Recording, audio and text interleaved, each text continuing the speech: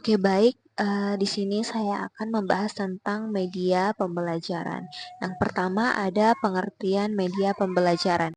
Pengertian media pembelajaran adalah alat bantu dalam proses belajar yang dapat berupa buku, gambar, audio, video, atau teknologi digital yang bertujuan untuk memperjelas dan memperkaya materi pembelajaran.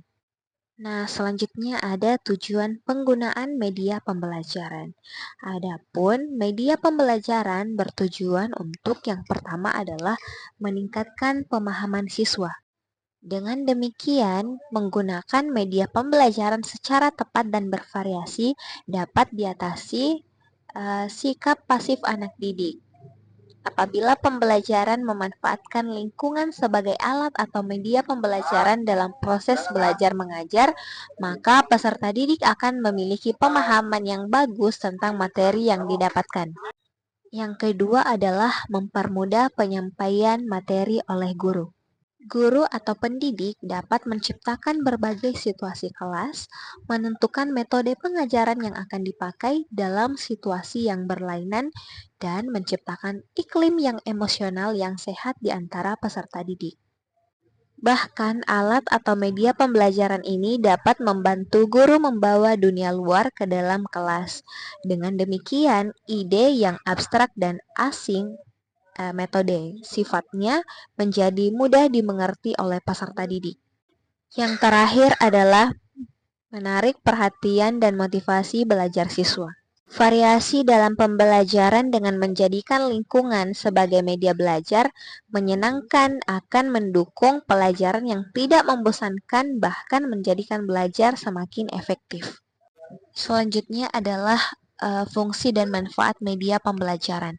Media pembelajaran memiliki beberapa fungsi utama, yaitu yang pertama sebagai alat bantu komunikasi, yang kedua sebagai sumber belajar, yang ketiga alat motivasi, dan yang keempat adalah sarana meningkatkan daya ingat siswa.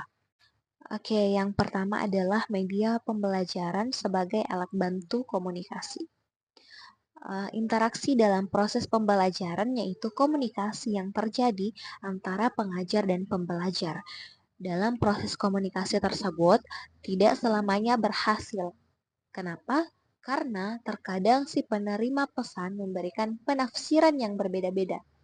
Hal tersebut dapat terjadi karena faktor penghambat proses komunikasi seperti adanya perbedaan gaya mengajar dan perbedaan intelijensia.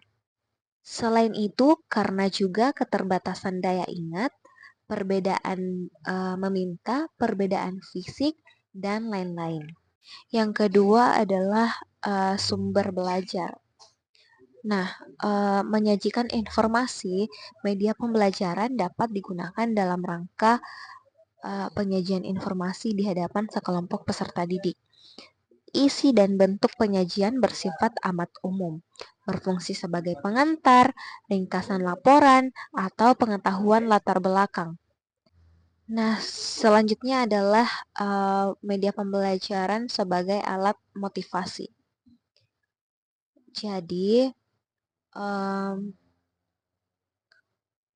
penyajian ini dapat pula berbentuk sebagai hiburan, drama, atau teknik motivasi, di mana informasi yang terdapat dalam media ini harus melibatkan peserta didik baik dalam benak atau mental maupun dalam bentuk aktivitas yang nyata sehingga pembelajaran dapat terjadi.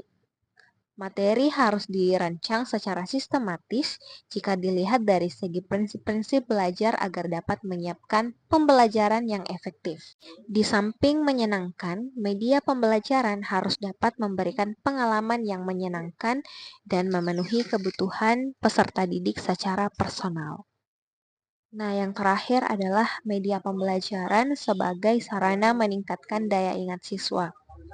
Dengan menggunakan berbagai media pembelajaran yang dipilih secara tepat dan berdaya guna, dapat membantu para pembelajar untuk mempercepat pemahaman siswa dalam penerimaan pesan-pesan pembelajaran yang disajikan dan aspek-aspek kejiwaan seperti pengamatan, tanggapan, daya ingat, emosi, berpikir, fantasi, intelijensia, dan sebagainya dapat dibangunkan karena media pembelajaran memiliki stimulus yang lebih kuat. Nah, selanjutnya ada materi pengenalan beberapa media pembelajaran. Di sini saya akan menjelaskan jenis-jenis media pembelajaran. Yang pertama ada media audio. Jadi, media pembelajaran audio merupakan jenis media yang digunakan dalam proses pembelajaran dengan musik melibatkan indera pendengaran peserta didik. Contohnya yaitu seperti radio, rekaman suara, dan juga podcast. Oke, selanjutnya ada media pembelajaran visual. Media visual yaitu media yang dapat ditangkap dengan indera penglihatan. Pesan yang terkandung dalam media pembelajaran visual dapat berupa pesan verbal dan non-verbal. Pesan verbal dapat berupa kata-kata dalam bentuk tulisan atau teks. Sementara untuk pesan non-verbal dapat berupa pesan yang dituangkan dalam simbol-simbol. Adapun contohnya seperti gambar, grafik, diagram, dan juga infografis. Nah, yang ketiga ada media pembelajaran audiovisual. Nah, media pembelajaran audiovisual ini merupakan media yang menghadirkan unsur audio dan visual secara bersamaan, sehingga siswa mendapatkan pesan atau informasi dari visualisasi, baik berupa kata-kata atau gambar yang dilengkapi dengan suara. Suara tersebut dapat berupa penjelasan visual yang ditampilkan, dialog, atau sekedar efek suara seperti musik. Jadi, pengajaran melalui audiovisual adalah penggunaan materi yang penyerapannya melalui pandangan dan pendengaran, serta tidak seluruhnya tergantung kepada pemahaman kata simbol-simbol yang serupa. Media ini dibagi menjadi dua, yaitu audiovisual diam dan audiovisual gerak. Untuk audiovisual diam yaitu media yang menampilkan suara dan gambar diam.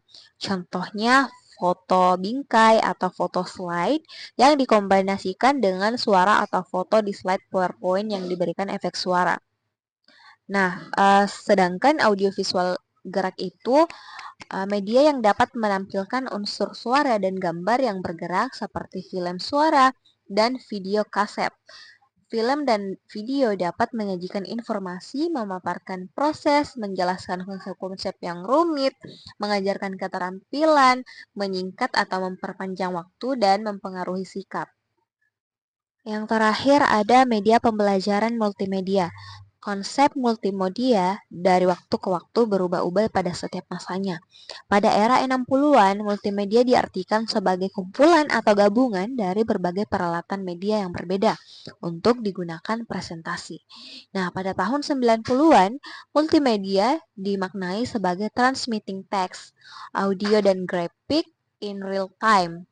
Makna yang lebih luas menurut Geistig tahun 1993, multimedia sebagai suatu sistem komunikasi interaktif berbasis komputer yang mampu menciptakan, menyimpan, menyajikan, dan mengakses kembali informasi berupa teks, grafik, suara, video, atau animasi.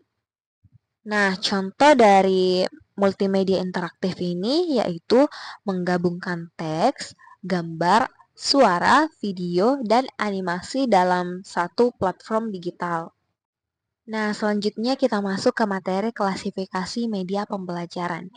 Media pembelajaran dapat diklasifikasikan berdasarkan karakteristiknya, seperti media cetak, media elektronik, media berbasis teknologi, dan media interaktif.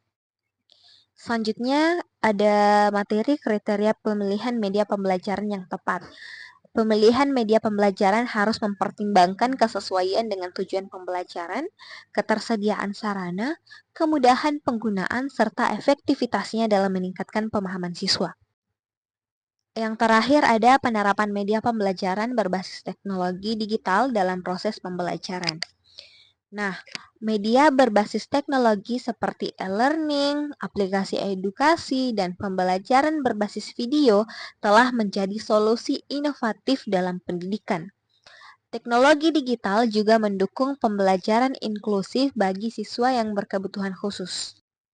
Setelah mendengarkan penjelasan tadi, di sini selanjutnya kita masuk ke kesimpulan. Jadi, media pembelajaran memiliki peran penting dalam meningkatkan efektivitas dan efisiensi proses belajar mengajar. Penggunaan media yang tepat dapat membantu siswa dalam memahami materi lebih baik, meningkatkan motivasi belajar, serta menciptakan suasana pembelajaran yang lebih interaktif. Dalam perkembangannya, media pembelajaran diklasifikasikan menjadi beberapa jenis, seperti media audio, visual, audiovisual, dan multimedia. Oke, mungkin itu saja yang bisa saya sampaikan. Lebih dan kurangnya mohon maaf, dan semoga yang saya sampaikan ini dapat bermanfaat bagi banyak orang. Saya akhiri dengan wassalamualaikum warahmatullahi wabarakatuh, dan terima kasih telah menonton.